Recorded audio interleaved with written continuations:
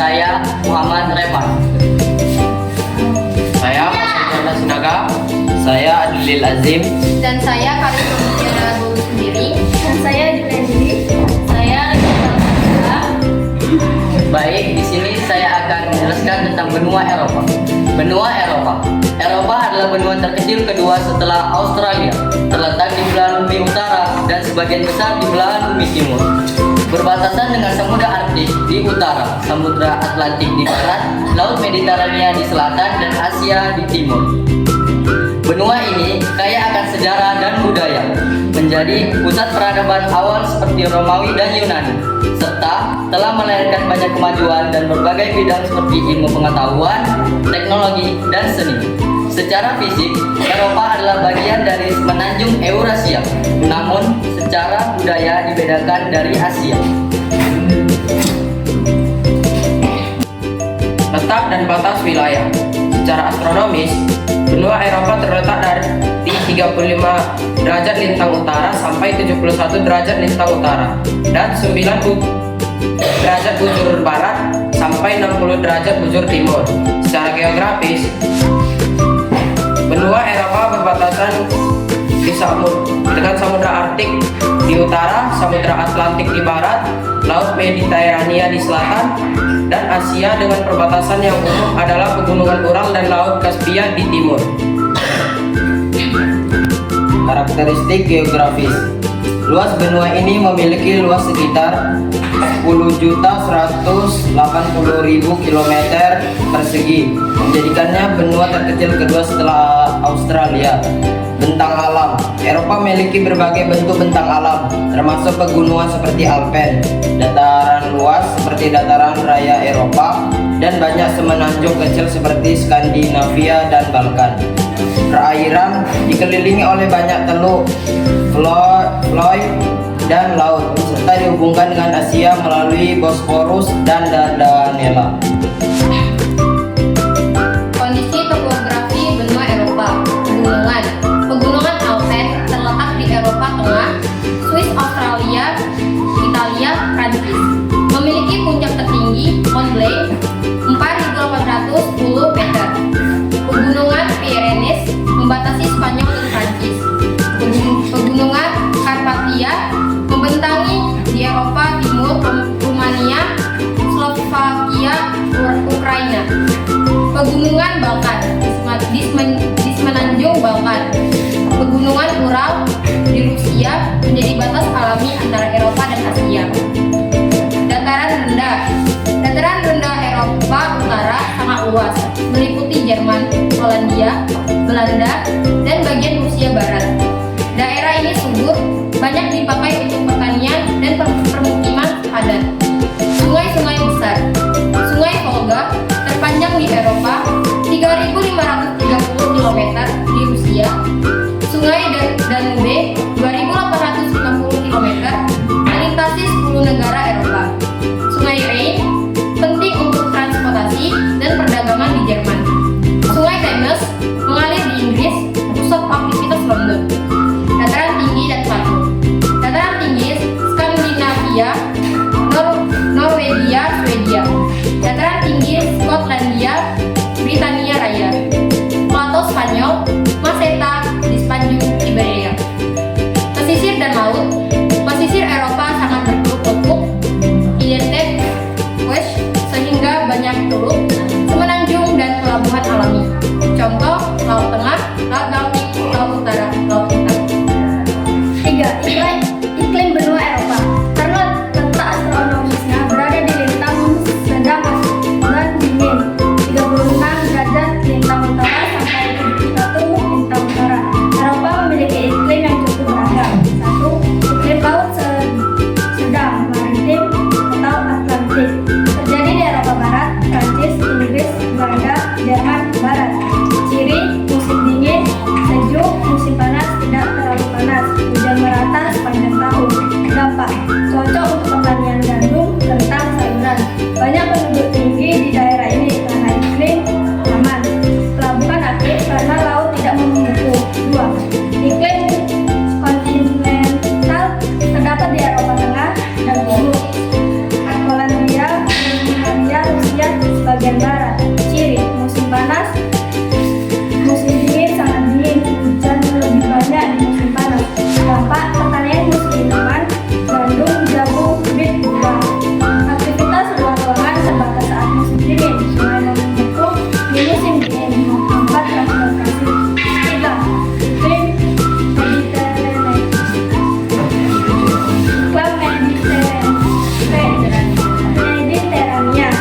di sekitar Laut Tengah, Italia, Spanyol, Yunani.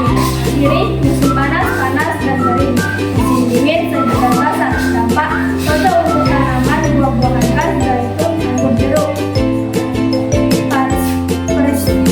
Para wisata berkembang pesat pantai Budaya. Kekeringan di musim panas kadang menyebabkan kebakaran hutan. 4. Iklim tundra dan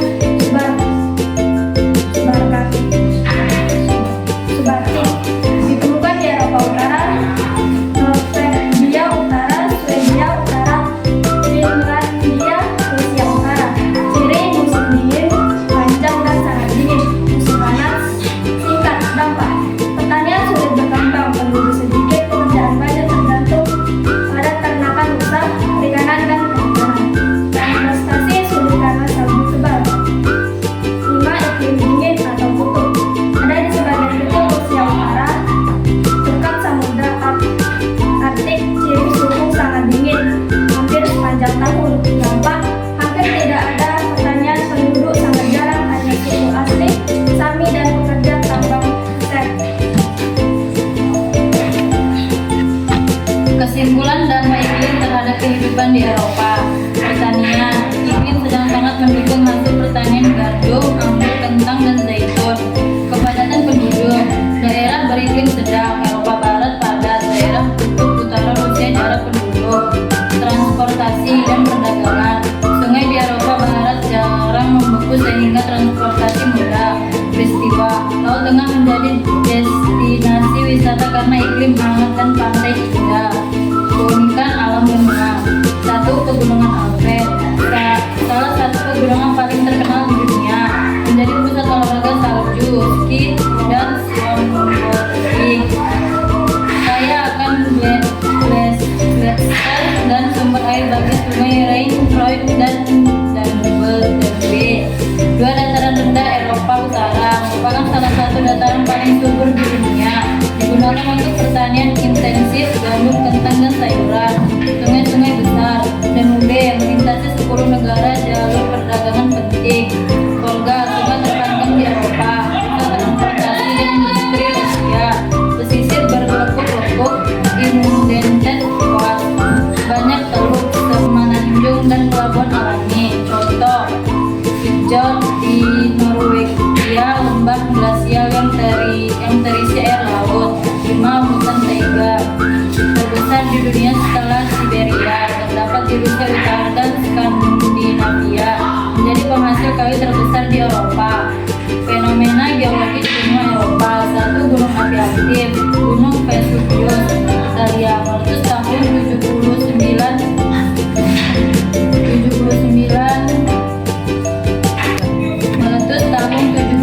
Masehi, menggelamkan kota Pompei. Gunung Etna, Sisilia, Italia, gunung api paling aktif di Eropa. Gunung Stromboli, Italia, disebut House of the Mediterranean karena sering erupsi kecil. Fenomena gempa bumi. Gempa sering terjadi di kawasan Mediterania, terutama Italia, Yunani, dan Turki, disebabkan pertemuan lempeng Eurasia dengan lempeng Afrika. Fenomena glacier terdapat di Alpen, Norwegia, dan Islandia, membentuk lembah berbentuk ud, danau glasial, serta fjord.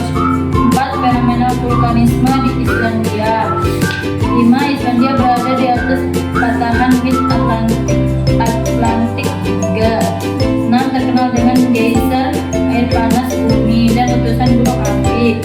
7. Energi panas bumi banyak dimanfaatkan untuk listrik dan pemanas rumah. Fenomena Kat terdapat di Slovenia. Pegunungan Kat membentuk dua kapur, sungai bawah tanah, dan stalagmit.